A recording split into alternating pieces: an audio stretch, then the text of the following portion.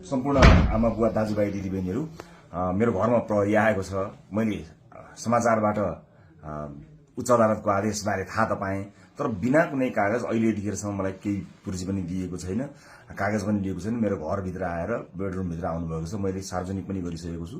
अब यसरी तैनाथ उताबाट आदेशभन्दा पहिले तैनाथ हुने यो सबै चिजले एउटा ठूलो आशंका सृजना गरेको छ।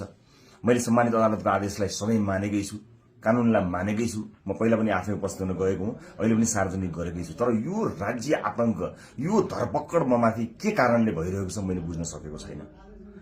भोलिको चितवनको कार्यक्रमलाई निरन्तरता दिनुहोला। मलाई लागेको थियो म केही कुरा भन्छु भनेर, तर जुन तरिकाले अहिले यो सामान्य अभ्यासभन्दा पर गएर जबरजस्ती गर्ने कोसिस बिना कागजपत्र छ होला, ल्याउनु पनि हुन्छ होला, ल्याउन सकिने पनि थियो। त्यो लिएर आएर लैजान सकिन्थ्यो, भोलि ल्याउन सकिन्थ्यो। घरै पनि अझै कागज बोकीवरी प्रक्रिया मेरो लागि कुनै प्रक्रिया पूरा गर्न मानेको छैन। आतंकित बनाएर घरभित्र प्रहरी छिरेको छ। म यसै पनि गिरफ्तारी दिन्छु भनेर बसेकै छु। जे होस्, आम नागरिकले सब चिज हेरिरहेका छन् भन्ने मलाई विश्वास छ। न्यायको लडाईँ म एक थोपा रगत रहुन्जेल लडिरहन्छु।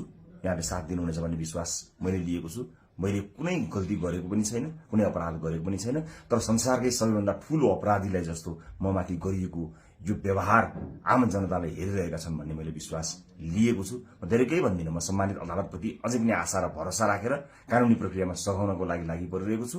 यो दुनियाँका जति पनि न्यायालयका ढोकाहरू छन्, ती सबै ढोका ढकढक्याउँछु आफ्नो न्यायको लागि। र मलाई थाहा छ यहाँहरूले सबै कुराको साक्षी बसेर हेरिरहनु भएको छ होला भन्ने मैले विश्वास लिएको छु। म यति जानकारी मैले दिनु उपयुक्त ठानेर मैले यो भिडियो रेकर्ड गराएको छु। चितवनमा जति पनि मेरा आदरणीय मतदाता आमा बुवा दाजुभाइ दिदीबहिनीहरू हुनुहुन्छ, भोलिको कार्यक्रम नरोक्नुहोला। अन्य साथीहरू आउनुहुन्छ, उहाँहरूले कुराकानी गर्नुहुनेछ, निरन्तर चलिरहन्छ। मलाई यिनीहरूले हत्या नै गरेछन् भने पनि नेपाली मतपत्रमा घण्टी चुनाव चिन्ह बसेको छ।